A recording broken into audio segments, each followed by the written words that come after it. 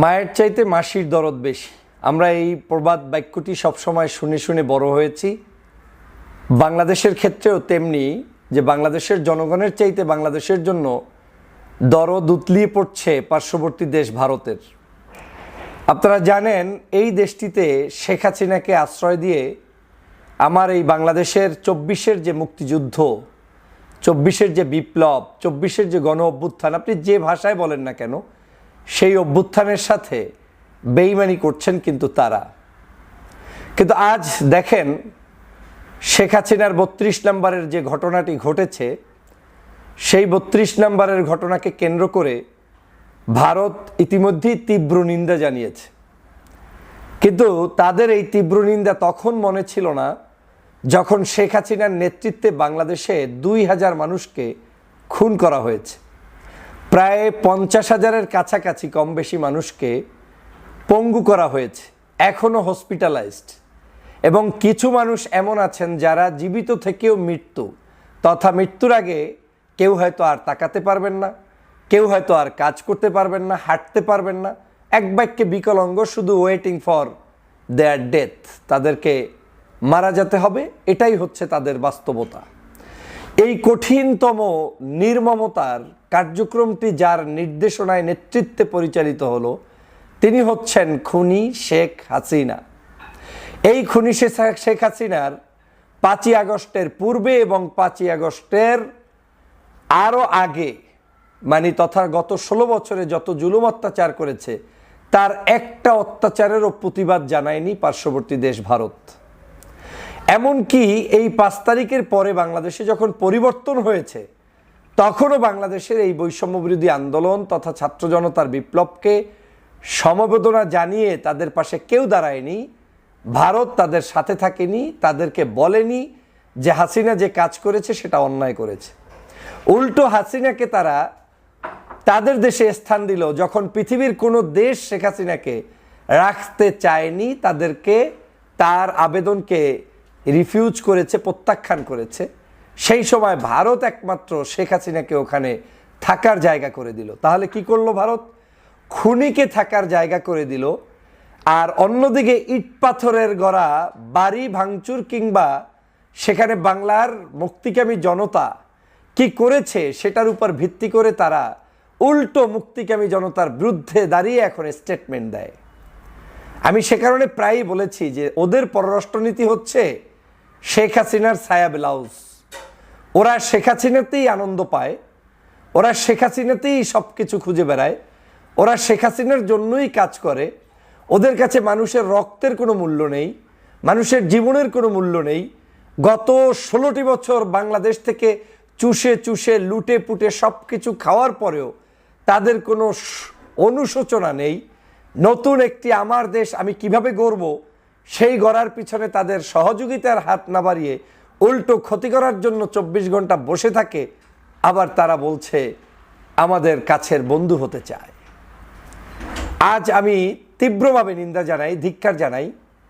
আমার এই বাংলাদেশ 24-এর গণ অভ্যুত্থানের স্পিরিটে যারা পরিচালিত করবে, চলবে, যেই রাজনৈতিক সংগঠন এগুলোকে মেনে নিবে, তারা বাংলাদেশের প্রকৃত নাগরিক। কিন্তু যারা আজকের 24-এর এই স্পিরিটকে ধারণ করে না, 24-এর খুন খারাপি এগুলোকে যারা মেনে নিয়ে হালাল মনে করে, আমরা তাদেরকে বন্ধু কখনোই মনে করতে পারি না। প্রিয় বন্ধুরা আমার, আমরা নিশ্চয়ই জানি যে 32 নম্বর যে বাড়িটি, এই বাড়িটি একটি ঐতিহাসিক বাড়ি, কোনো সন্দেহ নাই। এ বাড়িতে স্বৈরশাসকের জন্ম হয়েছে, এ বাড়িটিতে আপনার বাকশাল কায়েম হয়েছে, এ বাড়িটিতে শেখ হাসিনার অনেক গোপন মিটিং হয়েছে, অনেক ষড়যন্ত্র হয়েছে। দিন রাত এই বাড়িতে বসে বাংলাদেশের বিরুদ্ধেও অনেক কথা হয়েছে, সেটা সত্য। কিন্তু এর বাহিরেও এটাই সত্য যে 1971 সালের আগ পর্যন্ত এই বাড়ির ভূমিকা, সেটাকে আমি খারাপ চোখে কোনোভাবে দেখি না, কখনোই দেখি না। সেটা বাংলাদেশের মরহুম শেখ মুজিবুর রহমান সাহেবের ইতিহাসকেও আমি খারাপভাবে দেখি না।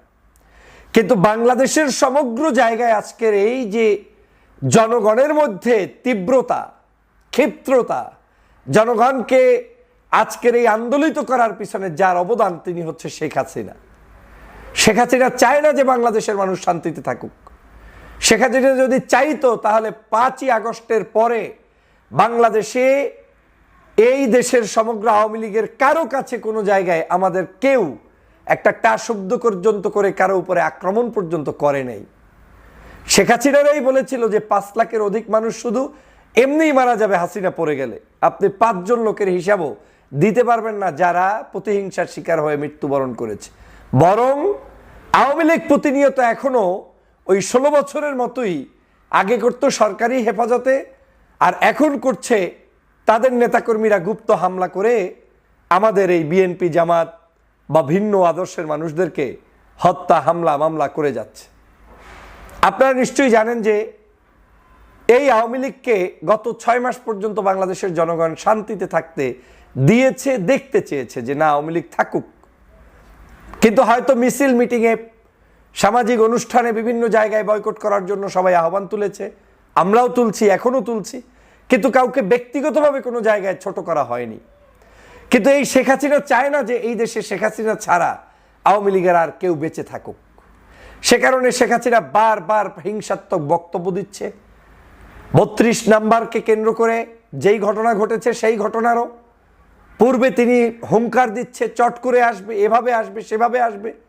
এখনো প্রতিনিয়ত তিনি ছাত্র জনতার এই বিপ্লবকে মিথ্যাচার করছে, তাদের বিরুদ্ধে স্লোগান তুলছে, তাদেরকে প্রতিরোধ করার জন্য স্লোগান তুলছে, আবারও রাজাকার আলবদর আল শামস বলছে, আবারও দেশবিরোধী শক্তি বলছে এবং তাদেরকে শেষ করে দিবে বলছে।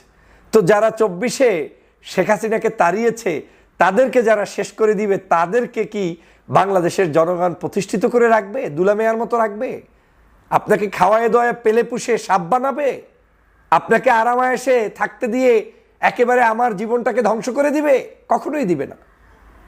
আমি সরকারকে ধন্যবাদ জানাই যে সরকার নিরপেক্ষ পদক্ষেপ গ্রহণ করেছে। তারা এই 32 নাম্বার বাড়িটি ভাঙচুর কিংবা রক্ষা কোনো জায়গায় তাদের অতিরঞ্জিত কোনো কার্যক্রম করে নাই, কারণ এটা করলে জনগণের সাথে এই সরকারের দূরত্ব তৈরি হয়ে যেত।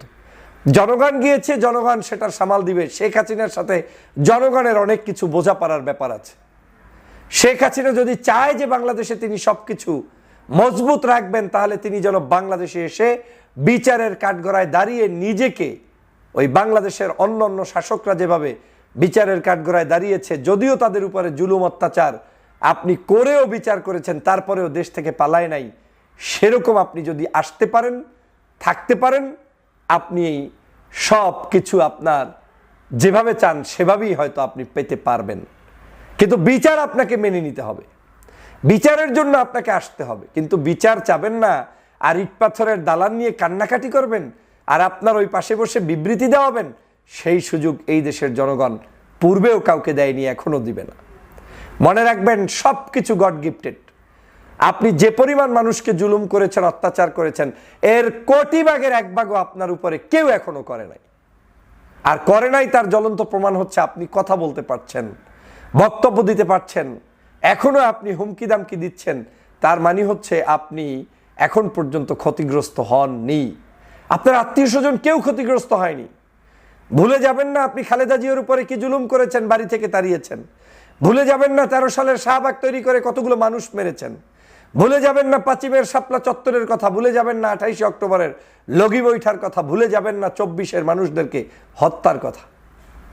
আপনারা ভুলে যান, খুব দ্রুত ভুলে যান, খুব দ্রুতই আপনারা ভুলে যান। বাংলাদেশের মানুষের গ্রামের গঞ্জে ছোট্ট ছোট্ট মধ্যবিত্ত পরিবারের উপরে বুলডোজার দিয়ে তাদের বাড়িঘরগুলো ভেঙে চুরে চুরমার করার কথা আপনারা ভুলে যান। শুধু জামাত শিবির ট্যাগ লাগিয়ে তাদের বাড়িঘরকে ধ্বংস করেছেন। মনে আছে? মনে আছে আপনার নিষ্ঠুরতার কথা? বাংলাদেশের মানুষগুলোকে গুম করলেন, খুন করলেন, আয়নাঘর বানালেন। এরপরেও আবার এখন তাদের পক্ষে দাঁড়িয়ে স্টেটমেন্ট দেয় পার্শ্ববর্তী দেশ, আর আমার দেশের মানুষের সাধারণ নাগরিকদের পক্ষে তাদের স্টেটমেন্ট নাই। আমি সবসময় যেটা বলি, আমাদের পররাষ্ট্রনীতি হচ্ছে ভারতের মানুষের সাথে। আমরা মানুষকে ভালোবাসি, আমাদের সাথে তাদের সম্পর্ক। কিন্তু তাদের পলিসি যেটা এখন হচ্ছে, এটা খুবই আমাদের জন্য অ্যালার্মিং, দেশবাসীর জন্য অত্যন্ত বেদনাদায়ক। কারণ এই ধরনের সম্পর্ক দিয়ে লম্বা সময় কিভাবে আমরা আপনাদের সম্পর্ক রক্ষা করব? আমরা কোনো ভারত বিদ্বেষী, পাকিস্তান বিদ্বেষী কিংবা অন্য দেশ বিদ্বেষী নই। আমরা সকল দেশের এবং পক্ষের সবার সাথে থাকব, বন্ধুত্ব সুলভ সম্পর্ক রাখবো, আত্মমর্যাদার ভিত্তিতে, সমতার ভিত্তিতে। কিন্তু সব চেটে পেটে খাবেন আবার ষড়যন্ত্র করবেন, এটা হতে পারে না। আমার তো মনে হয় এই যে এখন ধানমন্ডি 32 নাম্বার নিয়ে ওনারা বিবৃতি দিয়েছে, মানে এই 32 নাম্বারটা ধ্বংস হোক এটা তারাই হয়তো করেছে। সাধারণ মানুষের ক্ষোভ ছিল, কিন্তু আমার কাছে মনে হচ্ছে তারা ভিতরে ভিতরে এটার জন্য অপেক্ষমান ছিল। না হয় এই বিবৃতি আসার কথা না, বিবৃতি যদি আসে সবার আগে আসার কথা সাধারণ জনগণের জন্য। আমি এই সকল বিবৃতির তীব্র নিন্দা জানাই। খুনি হাসিনাকে বাংলাদেশে ফেরত চাই। বাংলাদেশের প্রত্যেকটি জনপদ থেকে আওয়ামী লীগের দোসরদের আইনের মাধ্যমে বিচার হোক, সেটা প্রত্যাশা করি। আল্লাহ হাফেজ।